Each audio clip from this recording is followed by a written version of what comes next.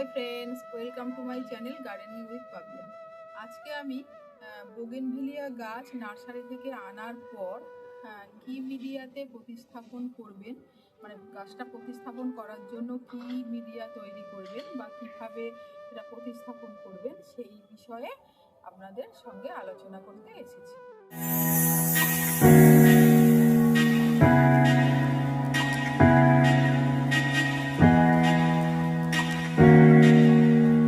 তো দেখুন, এই যে বালি, মানে লাল বালি, মানে যেটা বাড়ি তৈরি করতে লাগে সেটাই লাল বালি, আর ভার্মি কম্পোস্ট আর বাগানের মাটি, এই তিনটে কিন্তু আমি সমপরিমাণ নিয়েছি। আর নিয়েছি তার সাথে এই এক এই বাটিরই অর্ধেক বাটি সিন্ডার। এই ভার্মি কম্পোস্টের পরিবর্তে এটা খুব সহজেই পাওয়া যায়, কিন্তু এই ভার্মি কম্পোস্টের পরিবর্তে আপনারা গোবর সারও নিতে পারেন, কিন্তু সেক্ষেত্রে 1 বছরের পুরনো গোবর সার হতে হবে। সেক্ষেত্রে 1 বছরের পুরনো গোবর সার হতে হবে, শুকনো করা পুরনো গোবর সার হতে হবে। আর এটা নিয়েছি সিন্ডার। এই যে সিন্ডারটা, এটা হচ্ছে বড় দানার ঘ্যাস। এই বড় দানার ঘ্যাস এটা আপনারা আপনাদের বাড়ির কাছাকাছি কোনো কামারশালা থাকলে সেখান থেকে পেয়ে যাবেন। সেক্ষেত্রে একটু বড় বড় আকারের হয়, তো সেটা ভেঙে নিতে হবে আপনাদের। আর যদি রেডিমেড কিনতে চান তো এটা যে কোনো নার্সারি থেকেও পাবেন, বা কাছাকাছি কোনো সারের দোকান থাকলেও সেটা পাবেন, বা এটা অনলাইনেও কিন্তু পারচেস করা যায়। আর এই ভার্মি কম্পোস্ট যে কোনো সারের দোকানে পাওয়া যাবে, নার্সারিতে পাওয়া যাবে। তো এর পরিবর্তে গোবর সারও নিতে পারেন বললাম। আর এটা তো বালি, এই বালি তো যে কোনো বিল্ডার্সের দোকানে পাওয়া যায়। এটা গার্ডেন সয়েল। এটা আমি 3টে সমপরিমাণ নিয়েছি, আর এর হাফ নিয়েছি, এই বাটিরই হাফ নিয়েছি এই যে সিন্ডার। এগুলো একসাথে মেশাতে হবে। আর তার সাথে মিশিয়েছি এই যে, এটা হচ্ছে নিমখোল। এটা অনেক দিনের পুরনো নিমখোল, দেখুন একদম মানে ডিকম্পোজ হয়ে গেছে। তো এইটা নিয়েছি আমি 1 চামচ, 1 চামচ নিয়েছি, ছোট চামচের 1 চামচ নিয়েছি। আর মিশিয়েছি এই যে জিয়ার দানা। এই জিয়ার দানাটা মানে এমন একটা খাবার, এইটা গাছের মানে অনুখাদ্যের চাহিদা মেটায়। এটা এর মধ্যে 17টা উপাদান আছে যে অনুখাদ্যের দরকার হয় গাছের প্রধান খাবার ছাড়াও, মানে ম্যাক্রো ছাড়া মাইক্রো যে খাবার প্রয়োজন হয়, তার 17টা উপাদান কিন্তু এর মধ্যে আছে। তো এই জিয়ার দানা কি এবং কিভাবে ব্যবহার করবেন গাছে, এই সম্বন্ধে আমার চ্যানেলে বিশদে আলোচনা করা আছে, তো আপনারা চাইলে সেটা চেক আউট করে নিতে পারেন। জিয়ার দানাটা আমি মিশিয়েছি 1 চামচ। আর এটা হচ্ছে ট্রাইকোডার্মা ভিরিডি।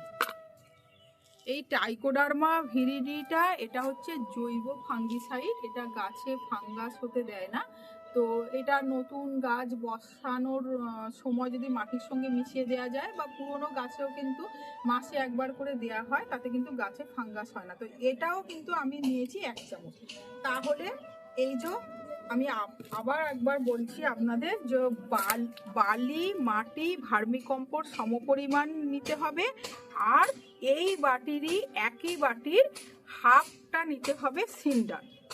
আর এই নিমখোল, জিয়ার দানা আর ট্রাইকোডার্মা ভিরিডি 1 চামচ করে নিতে হবে। এইগুলো দিয়ে কিন্তু আমি মিডিয়াটা তৈরি করেছি। এই মিডিয়াটা তৈরি করে আমি এই যে গাছটা, এই বোগেনভিলিয়া গাছটা আমি প্রতিস্থাপন করেছি। দেখুন, এটা একটা মানে গ্রাফটেড গাছ। এটা দেখুন, একটা গাছে 2 রকম ফুল ফুটছে আর পাতাগুলো অন্যরকম। তো এই গাছটা আমি প্রতিস্থাপন করেছি এই মিডিয়াটা তৈরি করে। তো এই মিডিয়াতে যে শুধু যে আপনারা নতুন গাছ এনে বসাতে পারবেন তা নয়, মানে যখন পুরনো গাছ রিপোর্টিং করবেন রুট বাউন্ড হয়ে গেলে, তো সেই গাছের ক্ষেত্রেও কিন্তু এই মিডিয়াটা নিশ্চিন্তে আপনারা ইউজ করতে পারবেন। আর এই মিডিয়া ইউজ করে আমি অনেক উপকার পেয়েছি। তো আমার অনেক বোগেনভিলিয়া আছে। তো এই দেখুন, পিছনে কিছুটা রাখা আছে বোগেনভিলিয়া, আর আরও গাছ আছে, সেটা একদিন আপনাদের দেখাবো। তো এই মিডিয়াটা প্রতিস্থাপন করে আপনারা বোগেনভিলিয়া পুরানো গাছ রিপোর্টিং করতে পারেন, আবার নতুন গাছও কিন্তু প্রতিস্থাপন করতে পারেন। আর প্রতিস্থাপন করার সময় এই টবের নিচে আমি একটা ড্রেনেজ সিস্টেম করেছি। তো এই ড্রেনেজ সিস্টেম করার সময় মাটির টবের তলায় যে ছিদ্রটা আছে তার উপরে কিন্তু আমি একটা এই উল্টোনো খোলামকুচি দিয়ে দিয়েছি। এই যে এরকম করে পিছন এই ঢেউ খেলানো দিকটা নিচুতে করে, তার উপরে দিয়েছি এই সিন্ডার। হ্যাঁ, তো এই সিন্ডারের পরিবর্তে আপনারা কিন্তু বালি চালার পরে এরকম যে গ্যাবেলসগুলো পড়ে থাকে না, এই যে গ্যাবেলসগুলো পড়ে থাকে এইটাও দিতে পারেন, এগুলোও দিতে পারেন, বা হচ্ছে টনচিপ দিতে পারেন। আর তার উপরে দিয়েছি লাল বালি, মানে এই যে লাল বালিটা, এই লাল বালিটা দিয়েছি, দিয়ে এরকম সুন্দর করে একটা ড্রেনেজ সিস্টেম তৈরি করে নিয়েছি। আর এই ড্রেনেজ সিস্টেমটা তৈরি করা কিন্তু অত্যন্ত গুরুত্বপূর্ণ, কারণ যদি ভালো ড্রেনেজ সিস্টেম না থাকে তাহলে টবের মাটিতে জল বসে যাবে আর গাছ কিন্তু মারাও যেতে পারে। তো সেই ক্ষেত্রে সুন্দর করে ড্রেনেজ সিস্টেম করাটা খুব দরকার। আর এই ড্রেনেজ সিস্টেমের ভিডিও কিন্তু আমার চ্যানেলে আপলোড করা আছে, চাইলে কিন্তু আপনারা চেক আউট করতে পারেন। তো এইরকম সুন্দর ড্রেনেজ সিস্টেম করে তারপর এই যে মিডিয়াটা আমি তৈরি করার কথা আপনাদের বললাম, সেই মিডিয়া তৈরি করে কিন্তু আমি এই গাছটা প্রতিস্থাপন করেছি।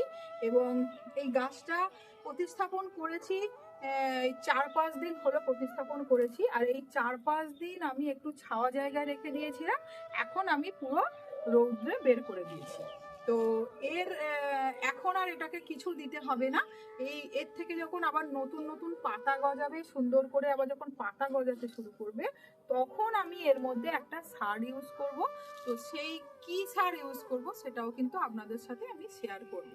তো আজকে এইটুকু। আমার এই ছোট্ট ভিডিওটা যদি আপনাদের ভালো লেগে থাকে তো লাইক, কমেন্ট, শেয়ার করবেন আর সাবস্ক্রাইব করে আমার পাশে থাকবেন। তো thank you for watching my video. তো টাটা।